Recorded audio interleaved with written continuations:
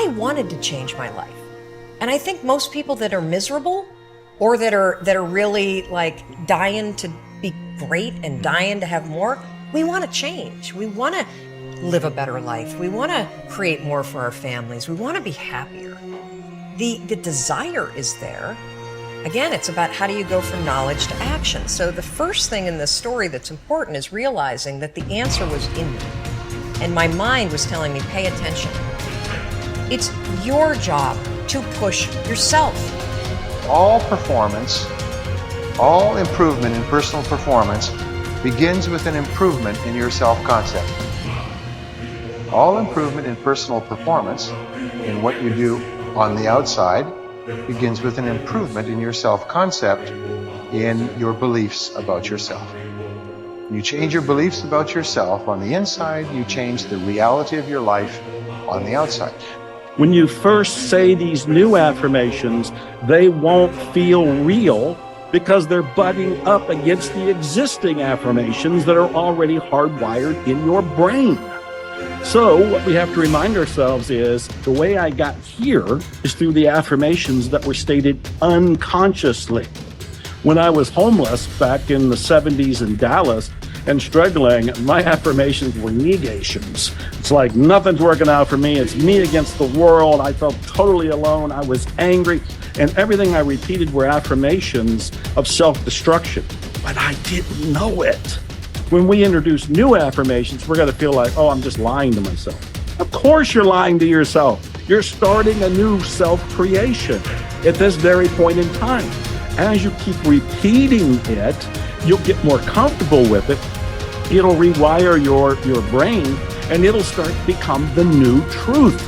It'll become second nature to you, to the point where you don't think about it anymore, because now you have a new mindset. How did you get it? By creating a new habit, the habit of positive affirmations. And so as you begin to look at where you want to go, beginning to embrace that, it's possible. I'm blessed and highly favored. I've got a lot going for me. I got some good stuff in me. And it's possible that I can bring my greatness out here in the universe. That I can do what I want to do. It's possible I can write my own book. I can have my own business. I can take the trip and travel around the world. It's possible.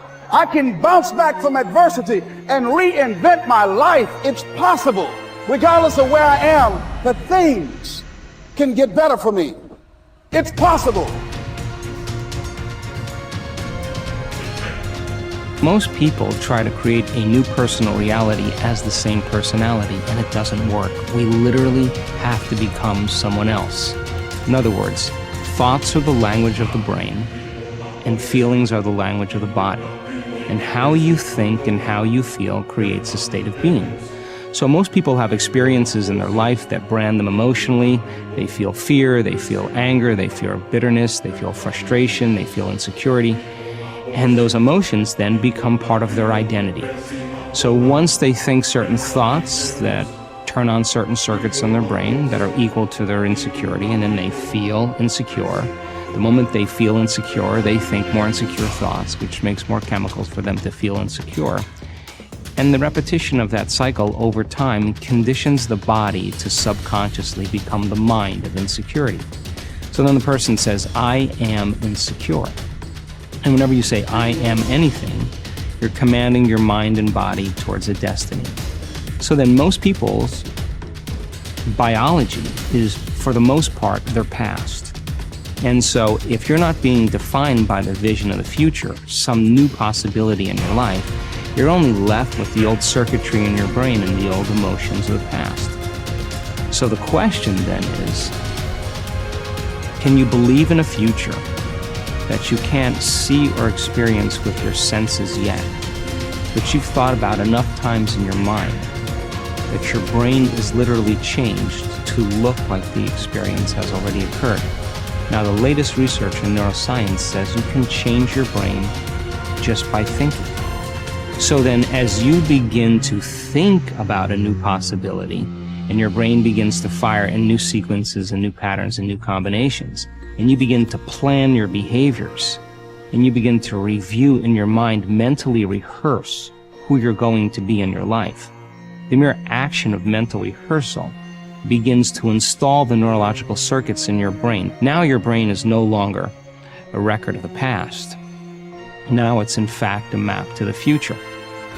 And if you were then to begin to emotionally embrace your future before it's made manifest, in other words, you're not waiting for your healing to feel wholeness. You're not waiting for your new relationship to feel love. You're not waiting for the mystical moment to feel awe. You're not waiting for your success to feel empowered. That's the old model of reality of cause and effect. Here's a big source of inspiration: beginning, getting started. Actually turning thought and the notes on the paper, the plans, actually now committing it to action, getting started. And beginning can be an incredible source of inspiration. Guess what you can say when you begin a change in your diet? Guess what you can say? I'm on a new track. I have carved out for myself a new beginning. I'm on my way to the most incredible health. I will never be the same again. I'm leaving the old, undisciplined part of me. I'm leaving that behind. I'm a new person. I'm taking my first shake. I'm swallowing the first tablets. I made my first walk around the block that I'd thought about for so long and never did. I finally did it today. I've started. I have begun. That is an incredible source of inspiration. And that is to start, to begin. You cannot believe what can happen to your self-esteem. And many of you have already experienced it. I'm just asking you to begin something new in all the areas of your life. Maybe you've always thought about benevolence and you just haven't gotten started, or you haven't made the plans, or you haven't made the decision. I'm asking you to start taking that stuff now that's in your head, that imagination, which is very powerful, and it's a great source of inspiration in itself. But then I'm asking you then to decide, use that inspiration. Then I'm asking you to make plans, begin to make plans, use that inspiration. And then if you take that first step, it can be the first step of an incredible journey. Ralph Waldo Emerson believed that anyone who had put their heart and soul into their work and had done their very best could hold their head up high. Merely talking about it or only putting in a modicum of effort wasn't good enough in his mind. It was all or nothing. He believed that doing your best was an admirable quality, and that although you might not always be successful, knowing that you had done all you could was often all that mattered. At least you could look yourself in the eye. This ethos is central to many youth movements, such as the Scouts and Guides, and is a great philosophy of life in general. Indeed, doing your absolute best in everything you do is something that we should all aspire to, and it doesn't matter if it's at school, university, work, or home. If you think about it, doing your best is also central to self-reliance, because it allows you not only to test your capabilities, but also helps you to learn and therefore extend them. It's only when you are at the edge of your ability that you can really test your mettle and see just how much you can depend on yourself. Only ever working inside your comfort zone, or doing just enough to get by, may be easy but is rarely rewarding. And it never allows you to develop into a fully rounded person or realize your full potential. One thing we can take away from our time at school is the way in which we were appraised. Although achievement was important, so was effort, and it was this that measured just how much of our heart and soul we put into our studies. We may not always have got the grades we wanted, but it showed that we had tried. I, for one, always knew what mattered when my report came home. Effort. It's a shame we don't have a similar measurement system at work, as this would allow organizations to identify the true stars who put their heart and soul into their work, and who therefore want the company to succeed. When you are working on your next task, give it your full concentration and really put the effort in to produce the best possible end result. Even if it doesn't lead to glittering success, you should be proud of yourself for doing your very best. No man fails who does his best.